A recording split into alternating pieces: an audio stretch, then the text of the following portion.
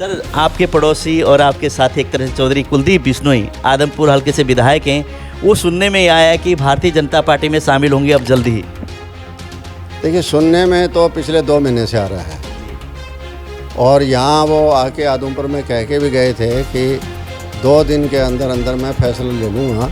अब जैसे आप इंतजार कर रहे हैं उसी तरीके से हम भी इंतजार कर रहे हैं, लोग भी इंतजार कर रहे हैं। लोग हमसे पूछते हैं क्या कर रहे हैं, मैंने कहा उससे पूछो, पता तो उसको खुद को है भाई। इसके बारे में कुलदीप सिंह बिश्नोई भी बता सकते हैं कि क्या करने जा रहे हैं, कब करने जा रहे हैं। खास करके मेरे जैसे आदमी को तो पता ही नहीं है कि मैं दूसरी दीवार की तरफ जाके भी नहीं देखता, बाउंड्री की तरफ कि क्या उसकी बाउंड्री में हो रहा है, क्या हो रहा है। तो जैसे कि अगर आदमपुर की हम लोग बात करें, अगर वहाँ से उपचुनाव होगा, अगर भारतीय जनता पार्टी में जाएंगे तो इस्तीफा देना होगा और उपचुनाव होगा। उपचुनाव में क्या रहने वाला आपको लगता है कि दोबारा से उनके परिवार को भाजपा टिकट देगी या अन्य किसी को उतारेगी मैदान? देखिए, ये तो भविष्य गर्म में है। आपको नहीं लगता जो विधायक है, एमपी है, अपने राजनीतिक वर्चस्व बनाए रखने के लिए, सब लोगों से करने के लिए निरंतर चुनाव लड़ना चाहिए? आपने बीच में गैप कर दिया, उसका नुकसान तो नहीं हुआ आपको?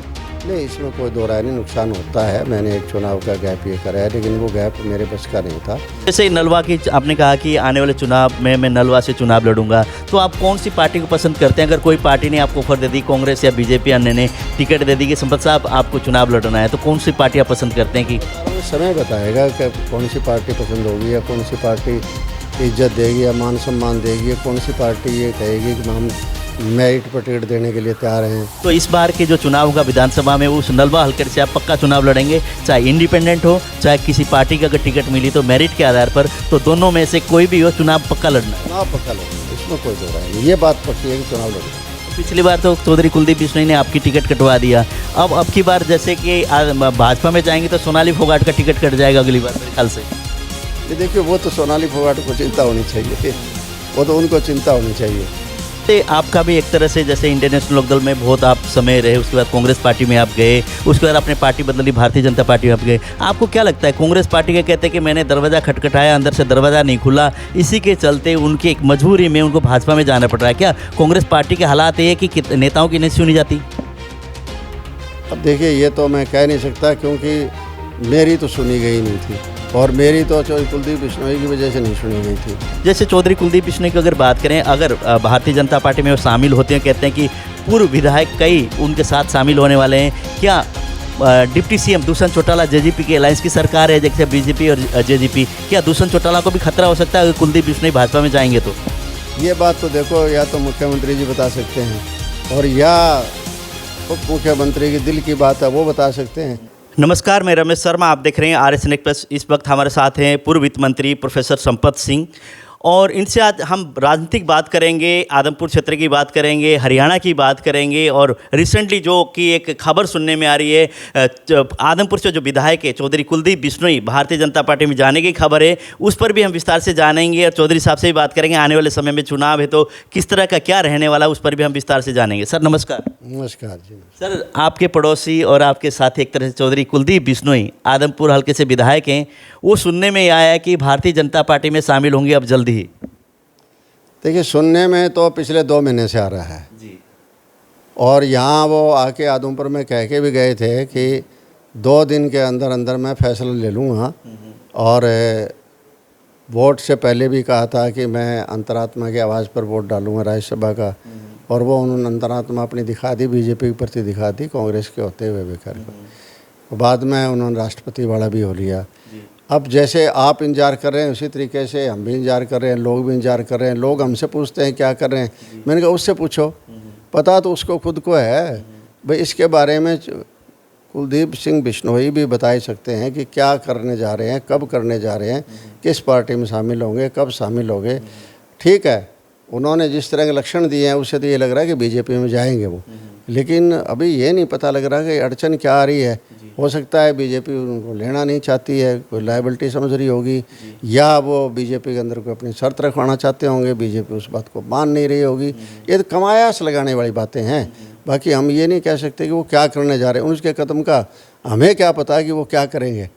खास करके मेरे जैसे आदमी को तो पता ही नहीं है, क्योंकि मैं दूसरे की दीवार की तरफ जाके भी नहीं देखता, बाउंड्री की तरफ कि क्या उसकी बाउंड्री में हो रहा है, क्या कुछ क्या हो रहा है, मैं किसी की चार दीवारी के अंदर जाके नहीं देखता हूँ। तो इसलिए मुझे उसके बारे में लंबा चौड़ा पता भी नहीं है क्या। दूसरी ये बात है कि वो किसी कॉन्टैक्ट में भी नहीं रहता। कॉन्टैक्ट में आदमी रहे तो उसके तो कोई न कोई आदमी बता भी देगा। उसके आदमी हमसे पूछते हैं कि आपको पता है क्या कुलदीप बिश्नोई क्या स्टेप उठा रहे हैं। भाई वो तो कुलदीप बिश्नोई को ही पता है, आप उनके नज़दीक हो, आप बता सकते हो, हमें तो पता नहीं है।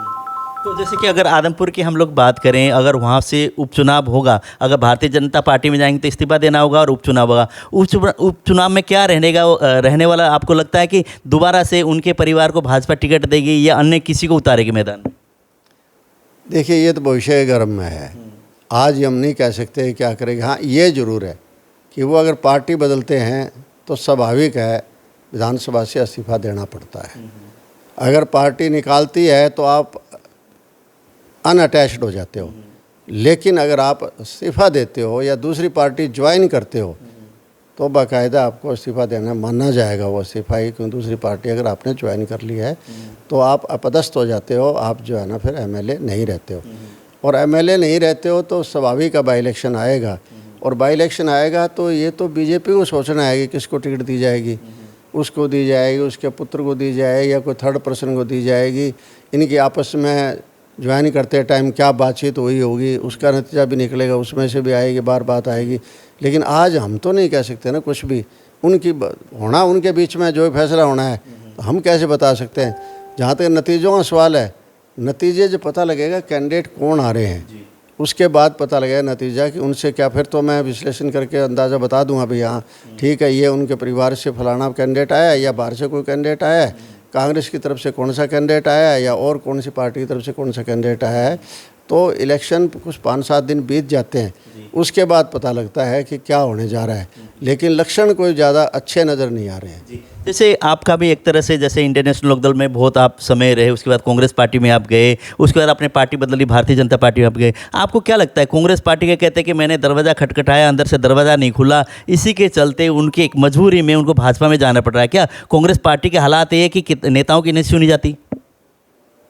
अब देखिए ये तो मैं कह नहीं सकता, क्योंकि मेरी तो सुनी गई नहीं थी, और मेरी तो कुलदीप बिश्नोई की वजह से नहीं सुनी गई थी। वो टिकट मेरी चुनाव में गई थी कट, और टिकट कटने के बाद जो है ना मैंने बीजेपी की मदद कर दी थी, क्योंकि चुनाव में टिकट काट दी तो मेरे लिए तो बहुत बड़ा आघात लगा था, मुझे चोट लगी थी। तो इसलिए मैंने भाई कुलदीप बिश्नोई कैंडिडेट इससे नलवा हल्का से क्यों जीते, सिर्फ मेरा ये टारगेट था और कोई टारगेट नहीं था।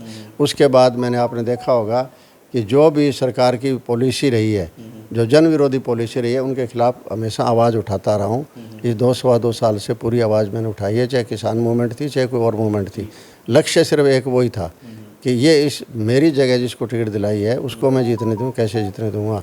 तो इसलिए जो है ना मैंने उस टाइम कांग्रेस छोड़ी थी।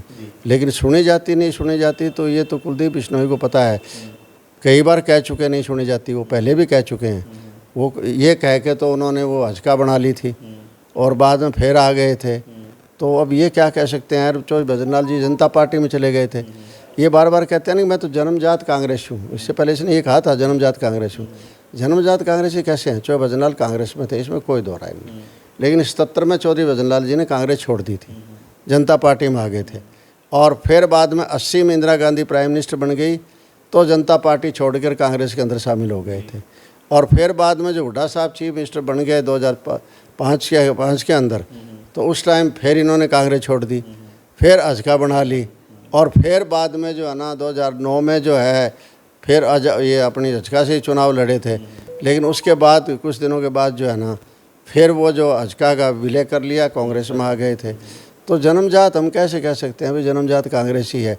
कई पार्टियों में रह लिए हैं, कांग्रेस में रह लिए, जनता पार्टी में आ लिए, वापस कांग्रेस में जा लिए, फिर हजका में आ लिए, फिर वापस कांग्रेस में जा लिए, फिर कांग्रेस छोड़ दी। तो अब क्या माने, इसको कुछ समझ में नहीं आ रहा कि हम क्या संज्ञा दें।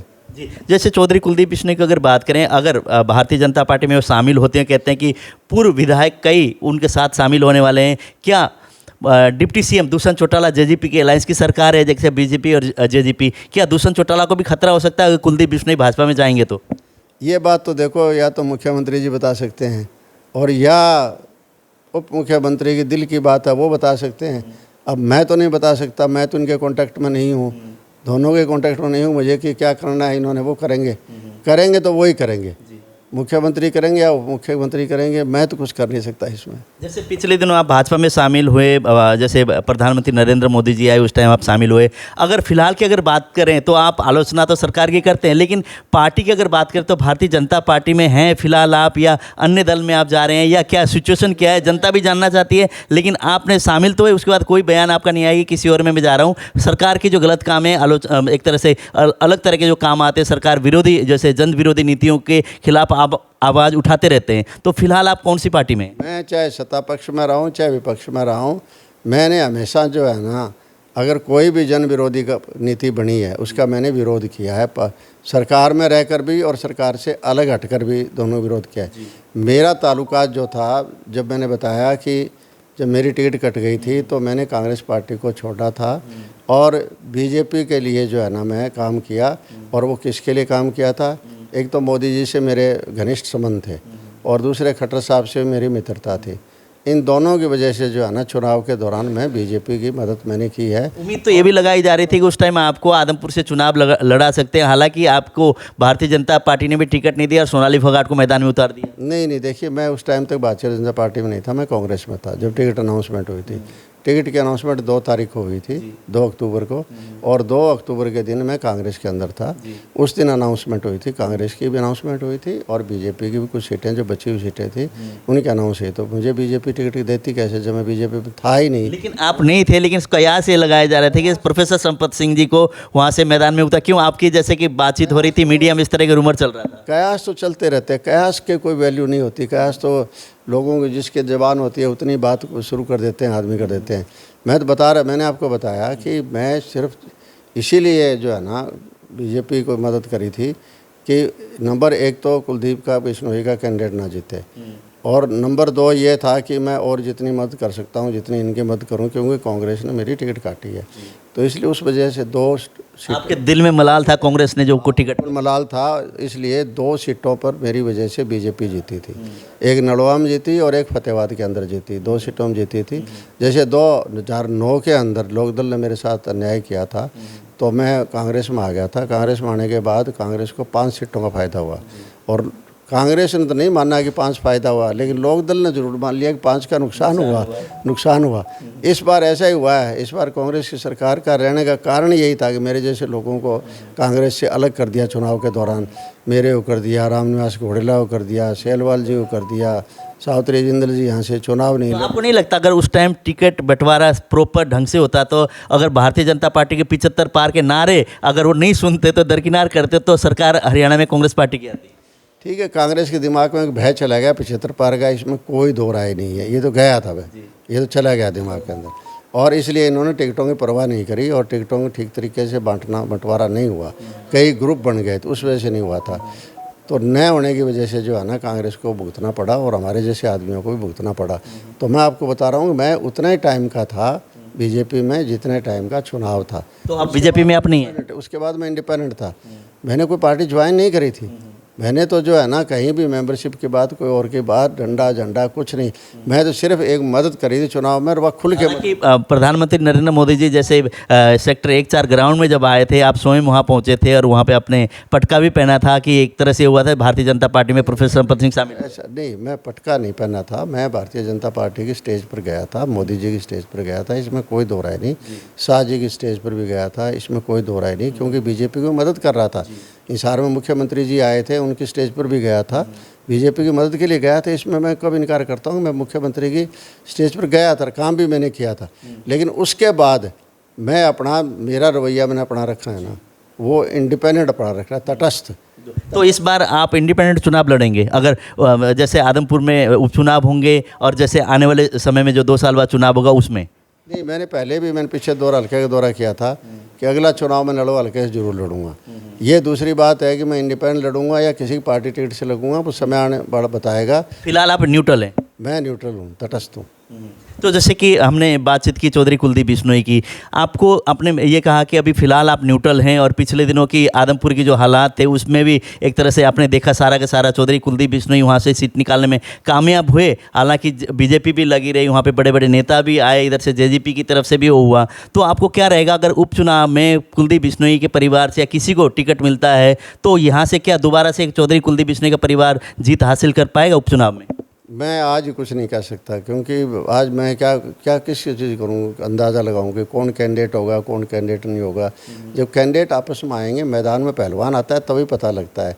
जब तक पहलवान मैदान में आए ही ना तो क्या कह सकते हैं कि क्या होगा, कौन जीतेगा कौन हारेगा, बिना कैसे कह सकते हैं खैर।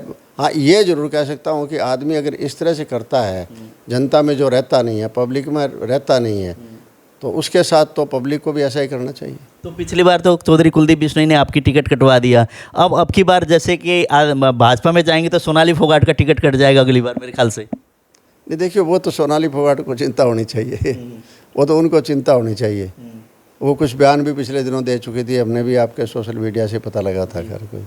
तो ऐसा तो नहीं कि नलवा से फिर सोनाली फोगाट आ जाए? अब देखिए, वो बीजेपी की मर्जी है, कांग्रेस की मर्जी है, किसको क्या। आज तो मैं तटस्थ हूँ, कल को मैं कौन सी पार्टी में होता हूँ और मेरी विरोधी पार्टी किसको लाती है, कैंडिडेट को लाती है, तो वो तो कोई भी आए, चाहे मैंने तो चुनाव लड़ना है, कोई आए कैंडिडेट। तो जैसे कि निकाय चुनाव में जो नतीजे आए, तो आपको क्या लगता है सरकार के पक्ष में आए नतीजे? नहीं, देखिए, निकाय चुनाव से आपको अंदाज़ा नहीं लगा सकते। निकाय चुनाव एक सामाजिक चुनाव होते हैं, और कांग्रेस पार्टी ने तो इसका बायकाट भी कर रखा था कि बायकाट के बायकाट नहीं, कांग्रेस पार्टी ने चुनाव चिन्ह पर जो है ना अपना चुनाव नहीं लड़ा था। तो उससे कोई हम अंदाज़ा नहीं लगा सकते कि किसके हक में है या किसके नहीं हक में है। वो एक इंडिपेंडेंट किस्म का अलग से चुनाव होता है। वो एक पर्सनैलिटी जो चुनाव लड़ती है उस पर डिपेंड करता है। जैसे हाँसी में रिजल्ट कुछ और ही आया, सारी बीजेपी लगी हुई थी, मुख्यमंत्री तक लगे हुए थे, और वो आज़ाद बन के आया है। अब हम उसको किस पार्टी का कहेंगे कि किस पार्टी का वो आदमी है? वो अपनी शख्सियत की वजह से आया, व्यक्तिगत प्रभाव ज़्यादा पड़ता है। ये चुनाव होते हैं ना म्यूनसिपल कमेटी के, कॉरपोरेशन के, इसमें व्यक्ति पर बहुत प्रभाव पड़ता है। वो व्यक्ति कैसा है, सिवाय मतलब पार्टी से अलग होकर व्यक्ति पर ज़्यादा आ जाता है वो चुनाव। तो जैसे आने वाले समय में जिला परिषद के भी चुनाव हैं, तो आपको क्या लगता है क्या होने वाला है, क्या किस तरह का ग्राउंड तैयार है आपका भी, और लोगों को आप क्या कहना चाहेंगे, और आने वाले चुनाव में किस तरह के नतीजे लगता है आपका आएगा, सरकार के पक्ष में या विपक्ष में? मैंने कभी भी पंचायती चुनाव में कोई दखल नहीं दिया। मेरा जो है राजनीतिक जो है जीवन जो है लगभग 45 साल का हो चुका है। इस 45 साल में मैंने कभी भी, मेरे गांव में चुनाव होता था सरपंची का, बड़ा गांव था, 1 महीने पहले मैं गांव में जाना ही छोड़ देता था। लोग अपने हिसाब से, भाई बरादरी के हिसाब से लड़ते हैं, सामाजिक सिस्टम से लड़ते हैं, चुनाव लड़ते हैं, इसलिए मैंने कभी दखल नहीं दी। उसके बाद भी मैं इधर नलवा आ गया या भट्टू एरिया में पहले रहा, या फतेहाबाद से भी मैं एमएलए रहा था। मैं 3 हलकों से एमएलए रह चुका हूँ, लेकिन तीनों मैंने कभी कोई पंचायती चुनाव में दखल नहीं दी, किसी लेवल पर नहीं दी। पंच पर, सरपंच पर या जिला परिषद पर, वो लोगों पर छोड़ देते हैं। ये चुनाव पब्लिक का चुनाव है, कम से कम इस चुनाव में तो राजनीति ना घुसे, तो इसलिए हमने राजनीति से दूर हट के रहे हैं उससे। जैसे नलवा की आपने कहा कि आने वाले चुनाव में मैं नलवा से चुनाव लड़ूंगा, तो आप कौन सी पार्टी को पसंद करते हैं? अगर कोई पार्टी ने आपको ऑफर दे दी, कांग्रेस या बीजेपी अन्य ने टिकट दे दी कि संपत साहब आपको चुनाव लड़ना है, तो कौन सी पार्टी आप पसंद करते हैं? कि बता रहा हूँ, समय बताएगा कि कौन सी पार्टी पसंद होगी, या कौन सी पार्टी इज्जत देगी या मान सम्मान देगी, या कौन सी पार्टी ये कहेगी कि हम मेरिट पर टिकट देने के लिए तैयार हैं। ये तो वक्त बताएगा, अभी आज नहीं कह सकते हम। या आप निर्दलीय लड़ने में ज़्यादा इच्छुक रहेंगे? मैं ये नहीं कहता कि मुझे टिकट दिया जाए, मैं ये कहता हूँ कि टिकटें जो है वो मेरिट पर होनी चाहिए, गुणात्मक आधार के ऊपर टिकट होनी चाहिए। हर पार्टी को गुणात्मक आधार पर टिकट देनी चाहिए घर पर। तो ये तो मेरा है, और जहाँ भी मैं जाऊँगा तो ये ज़रूर उस पार्टी के साथ कमिटमेंट होगी कि गुणों के आधार पर टिकटें मिलेगी, गुणात्मक टिकट। मैं ये नहीं कहता मुझे टिकट दी जाए, मैं तो कहता हूँ गुणात्मक आधार पर देनी चाहिए। अगर गुण है तो मुझे जरूर देनी चाहिए, गुण नहीं है तो ना दे चाहिए। तो आपको नहीं लगता जो विधायक है, एमपी है, आपने राजनीतिक वर्चस्व बनाए रखने के लिए, सब लोगों से वो करने के लिए निरंतर चुनाव लड़ना चाहिए? आपने बीच में गैप कर दिया, उसका नुकसान तो नहीं हुआ आपको? नहीं, इसमें कोई दो राय नहीं, नुकसान होता है। मैंने एक चुनाव का गैप ये करा है, लेकिन वो गैप मेरे बस का नहीं था। एक दिन बीच में रह गया था, एक दिन में मैं सोचने में सक्षम नहीं था कि मैं चुनाव लड़ूं या ना लड़ूं। ना मेरे लोगों से, वर्करों से, कार्यकर्ताओं से राय लेने का टाइम मिला था, इसलिए वो चुनाव जो है मैं नहीं लड़ पाया और उसका मुझे नुकसान हुआ है, इसमें कोई दो राय नहीं। तो इस बार के जो चुनाव होगा विधानसभा में उस नलवा हल्के से आप पक्का चुनाव लड़ेंगे, चाहे इंडिपेंडेंट हो चाहे किसी पार्टी का अगर टिकट मिली तो मेरिट के आधार पर, तो दोनों में से कोई भी हो चुनाव पक्का लड़ना है। चुनाव पक्का लड़ना है, इसमें कोई दो राय नहीं, ये बात पक्की है कि चुनाव लड़ूंगा। चलो बहुत बहुत धन्यवाद संपत साहब। धन्यवाद आपका।